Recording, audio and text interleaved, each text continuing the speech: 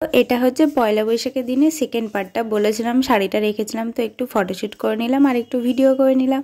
তো তারপর আমি ঝটপট করে রেডি হয়ে নিলাম মেলায় যাবো বলে, আমি আর আমার একটা বান্ধবী। তো তারপরে আবার কি দেখলাম বাবা হালখাতা করে এনেছে, তো মিষ্টির প্যাকেট আর ক্যালেন্ডারটা দেখলাম, ভাবলাম ওতে মিষ্টি আছে, কিন্তু খুলে দেখলাম শুধু লাড্ডু। তো একটুখানি ভেঙে খেয়ে নিলাম, তারপরে বেরিয়ে পড়লাম মেলার উদ্দেশ্যে। তো মেলাতে এসে গেছে, দেখো এখানে একদমই ছোট্ট করে মেলাটা হয়, মানে একদিনের জন্য নয়, 6 থেকে 7 ঘন্টা মেলাটা হয়, মানে দুপুরে বসে রাতের মধ্যে উঠে যায়। তো তারপরে মেলাতে অনেক ভিড় ছিল বলে আমরা একটু চলে এলাম মন্দিরে, মায়ের কাছে মায়ের দর্শন করে নিলাম। তারপরে আবার আমরা মেলার উদ্দেশ্যে রওনা দিলাম।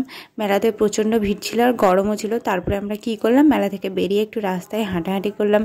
রাস্তায় হাঁটতে হাঁটতে অনেক ফটোশ্যুট করলাম, ভিডিও করলাম। আর পাশের এই গাছগুলো দেখো কতটা সুন্দর লাগছিল না, পুরো রাস্তাটা জুড়ে এই ফুলটা ভর্তি ছিল।